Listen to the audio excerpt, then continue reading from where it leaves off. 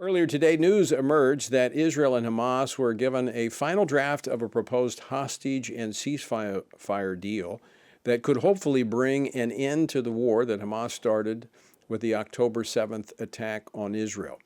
What's in the deal, and this is not the first time Hamas and Israel have been at the threshold of a deal, but here's something that's different. We have an incoming Trump administration. Is that driving Hamas to agree to a deal? Joining me now from Israel to discuss the latest is Daniel Cohen, news director for Real Life Network. Daniel, welcome back to Washington Watch. Great to see you, and thanks for staying up late to join us. Always great to be with you, Tony. We're 7 hours ahead, but it's always a pleasure to be with you and your audience. Big day. Yeah, big day.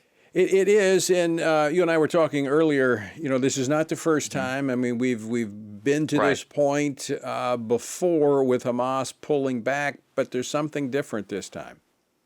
Yeah, it's cautious optimism, and I heard you set up there, and you're spot on. They are taking the threat of a President Trump when he speaks, and the unpredictability. Sometimes it's good if a leader they knew all along what Joe Biden said, what he meant, what he didn't mean, what Anthony Blinken, when he would, threaten Israel, and then Hamas would pull back from these negotiations. But they're clearly taking President Trump's all hell will break loose threat seriously if the hostages aren't released by inauguration, which, by the way, is a week away.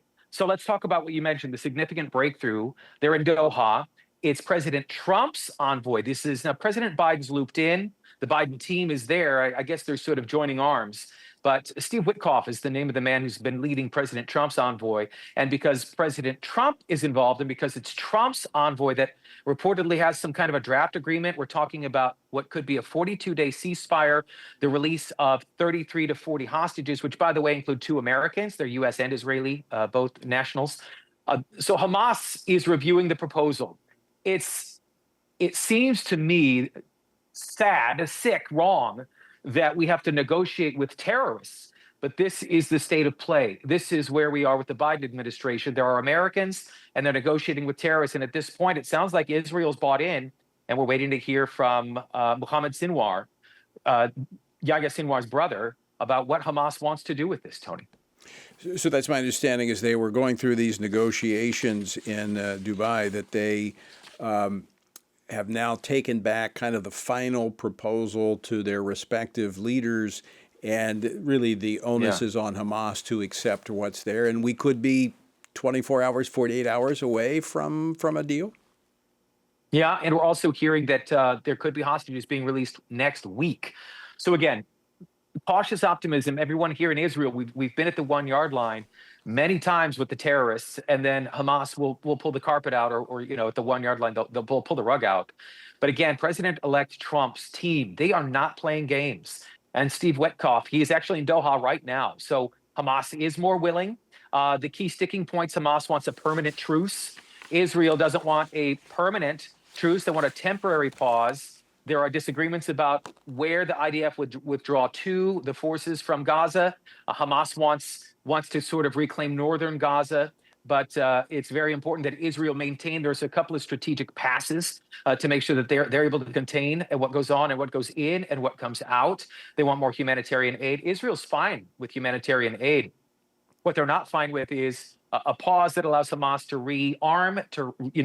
They were armed to the teeth before. And remember, this is Israel. They're not firing missiles from outside of Israel. They're inside Israel. They have their own. This was as of 2007. There was the pullout, but that's why this is what we have. So, the hard thing I'll say, Tony. Lastly, this, and send it back to you, is what do you do if you're Prime Minister Netanyahu? Because there's a heavy price to pay for the hostages that they want to release. What I'm hearing, and again, it's etched in jello, but that Israel is willing to give up 50 terrorists in exchange for 1 hostage, and 50 women who were convicted. Again, hostages, 50 terrorists for 1 hostage. What do you do? Right? Is the price too high? At what point does the price become too high? And everyone here in Israel is ready to really swallow hard and say, we'll pay the price if it means we get Israelis out that have been in for 465 days today, Tony. Right, and it's good to remind Americans back, and I remember this because I was in high school when the Hmm. Americans were taken hostage by Iran and Yeah. incoming President Ronald Reagan. I didn't have a chance to vote for him the first time, wasn't quite 18 at the point. Yeah. But very similar parallels to what we see with Donald Hmm. Trump.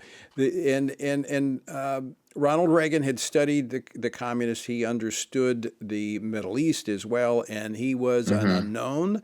I think Donald Yeah. Trump is a known because he's already had one term. But when you talk about Hmm. the unpredictability, uh, you know, Yeah.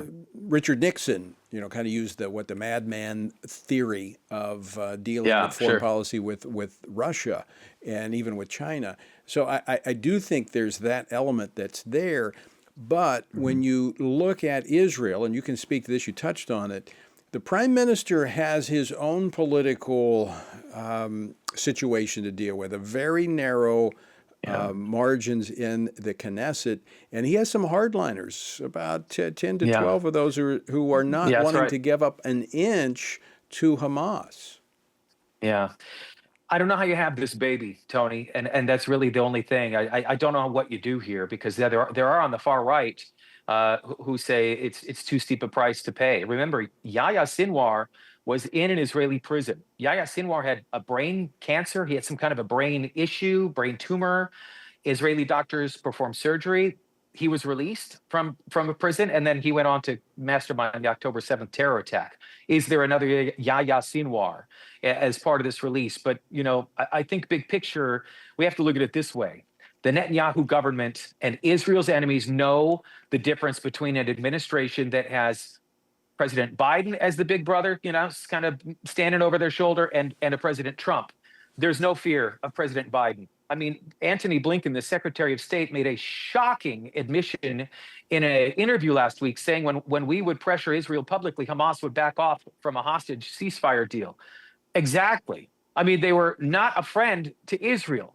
Terrible. I mean, terrible. So they believe President Trump means it when he says there will be all hell to pay. We're looking at 1 week. The youngest hostage, by the way, Tony, is 1 year old. His name is Kafir Bibis. He's been in Gaza as a hostage. He was taken on October 7th at 9 months of age. He's now been a hostage longer than he's not been a hostage.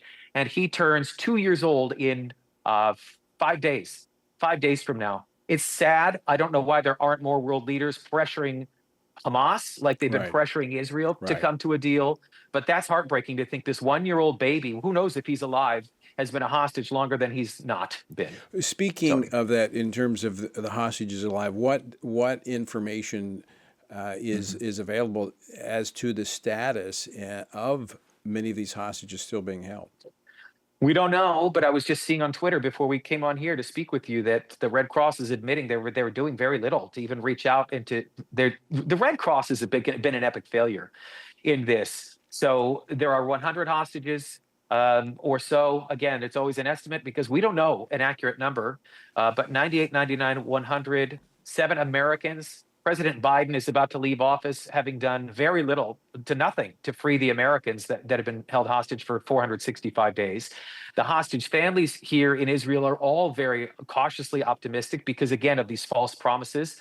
But it comes back to strong American leadership. They know that when there's a real leader in the White House that exudes strength, strength for the United States, strength for Israel, um, we'll see. We'll see what happens. But if there are hostages coming back next week, which happens to be when President Trump is sworn in for a second term, then we'll know that they took the threat from President Trump seriously. We, besides the swap, the release Yeah. of tariffs, which in and of itself, as you pointed out, historically has not worked out well. What are some of the other terms of the ceasefire deal Hmm. that we're aware of? Right. It's we're talking about women. We're talking about seniors. We're not talking about the release of men. And again, that's Hamas has refused to provide not only proof of life but proof of names. Israel has asked over and over again, repeatedly, for a list of names of the hostages that Hamas could never seem to provide, and that led Israelis to believe it's maybe because they're dead. And President Biden has been coddling the terrorists since October 7th and has been riding the fence and splitting the fence. And I support Israel. I don't support Israel. Pressuring Netanyahu, trying to overthrow the Netanyahu government.